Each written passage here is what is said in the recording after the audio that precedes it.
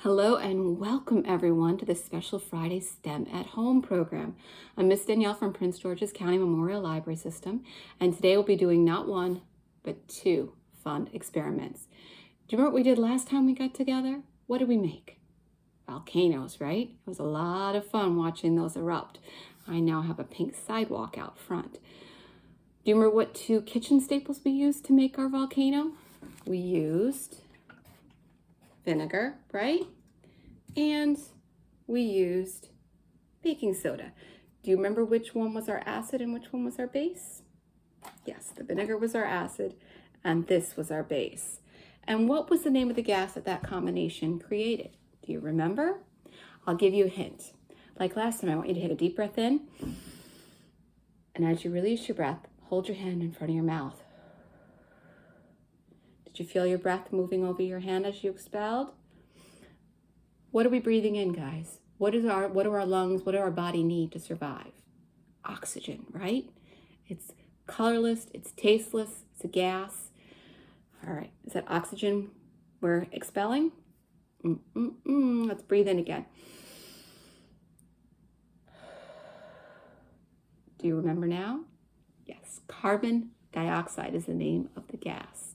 And like oxygen, odorless and tasteless. You can't see it or anything. Okay. All right. For our last program, you saw how the creation of carbon dioxide by combining our vinegar and our baking soda, it built up pressure within a plastic cup and forced all the contents to erupt out. Okay. For this program, there'll be no eruptions this time, but I promise you we're going to end with a bang. Before we get started, friends, please make sure to ask a parent or guardian before doing this project, okay? You're going to need their help, and that extra set of hands, like I've said before, comes in handy. Now, for our experiment today, we are going to blow up balloons without using our mouths or the carbon dioxide we breathe out. How do we do that? It isn't magic. It's science, and it uses just a few simple supplies, okay? All right, you need your vinegar, you need your baking soda, some empty water bottles, okay? You just need one. I have two here, but you just need one, all right? You need the balloons, okay? You're gonna need measuring spoons, measuring cups, all right? You might want a Sharpie so that you can draw a little face on your balloon. It's totally up to you, okay? Now, let's get started. Let's have some fun. We're gonna take our balloon. Now, I've already measured out 2 tablespoons of baking soda into this container, and we're gonna measure it out. We're gonna measured it out. We're going to pour baking soda into the balloon. Now you can see why I poured the baking soda into an extra vessel, because this gets a little messy and you end up covered in baking soda. But it goes pretty quickly, and you get the 2 tablespoons in, okay? I've got most of it in now. Now you see why I said we should have a couple extra hands, guys, because this is not always the easiest to do, especially as the balloon gets fuller and your hands get full of baking powder, okay? Baking soda, excuse me. Okay, that should just about do it. Okay. All right. We want to have as much fun with this as we can. All right. So I put 2 tablespoons of baking soda into my balloon. That's step 1. You ready for step 2? Okay.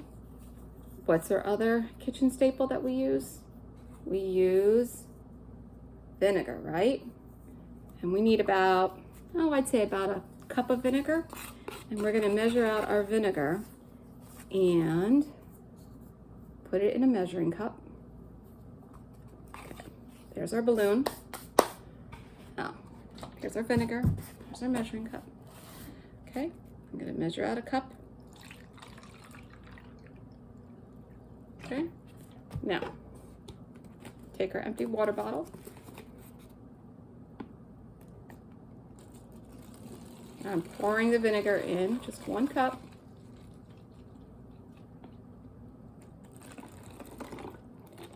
Whew. P.U. does the vinegar smell.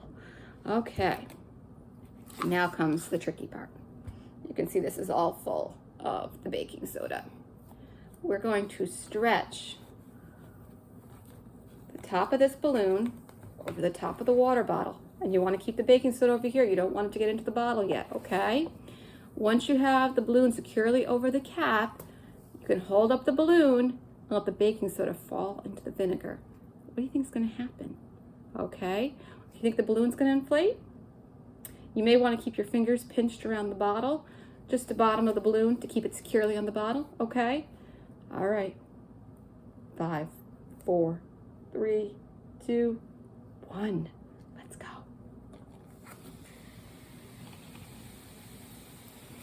Check that out, guys. How big is it going to get?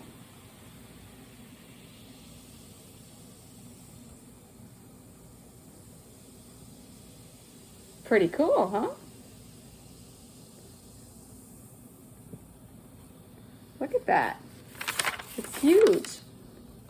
And why does the balloon inflate? It's like carbon dioxide. We combined the vinegar and the baking soda. And when we did that, we created a chemical reaction and it made carbon dioxide. And the gas is expanding up and out into the balloon, inflating it. Neat, huh? Bet you didn't know you could do that. Like with our volcano, you can change up the variables here, okay? What happens if you use more baking soda or less baking soda, okay? How big will this balloon inflate if you change some of these variables?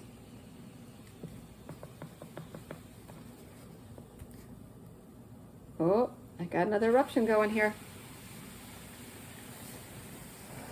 Woo, look at that, guys. Can you see that?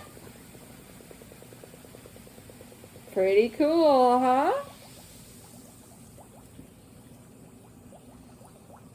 Don't just see it, too. You can hear it bubbling inside the balloon.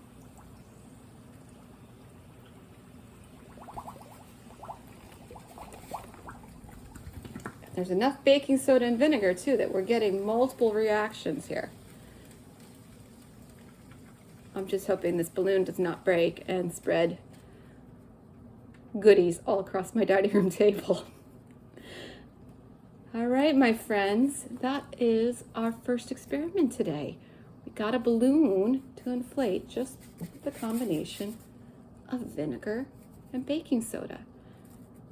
Definitely try this at home. Change up those variables. You could even change the size of the bottle you're using and see if that makes a difference, okay?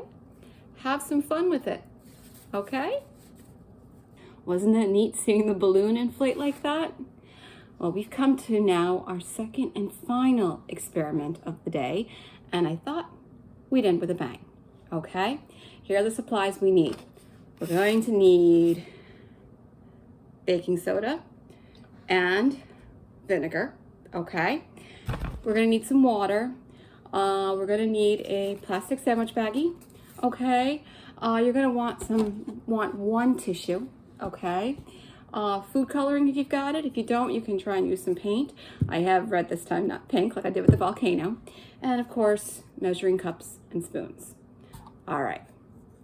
Now, we're gonna start out in here and get our experiment ready, but we're going to set the experiment off outside. All right, you're gonna wanna make sure your parent or guardian is supervising because, like I said, we're ending things with a bang.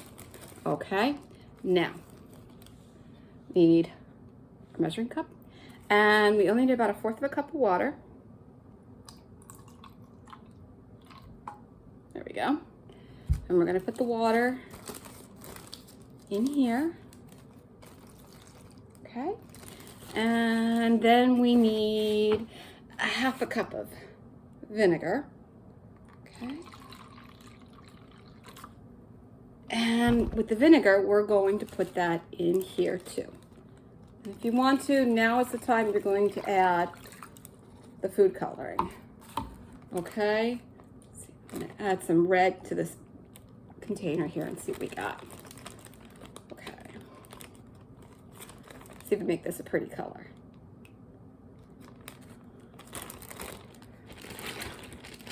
Ooh, what do you think of that, guys? I might add a little more red, just for the fun of it.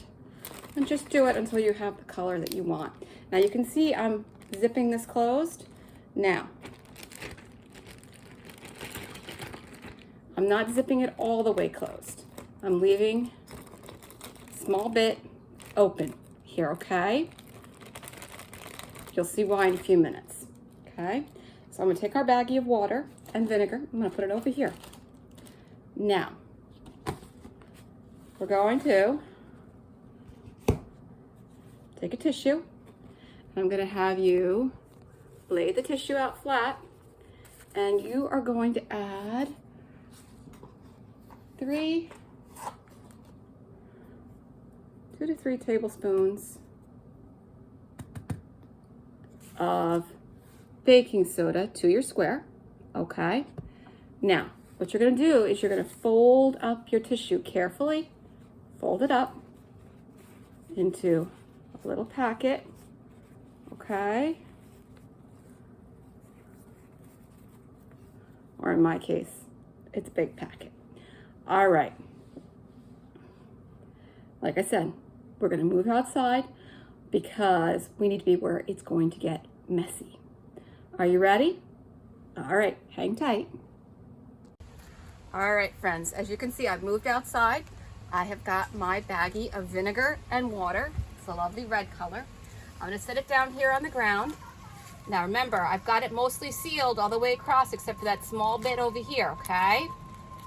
This is where you might want a grown-up to help you with the sealing, okay? Make sure it's entirely closed. Now, here is my packet of baking soda. You guys ready for this? I'm gonna drop this puppy in and I'm gonna seal it up. Whoa, what do you guys see happening? What do you see happening? Can you see how big that bag is getting?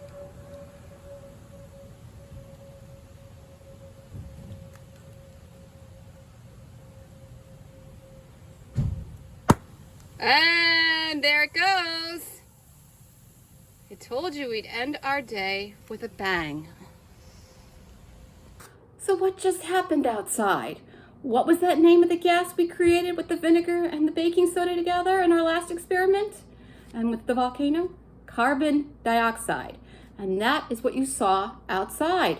Except this time, the gas had nowhere to go. There was no balloon to escape out of, and the top of that thing was totally sealed, okay?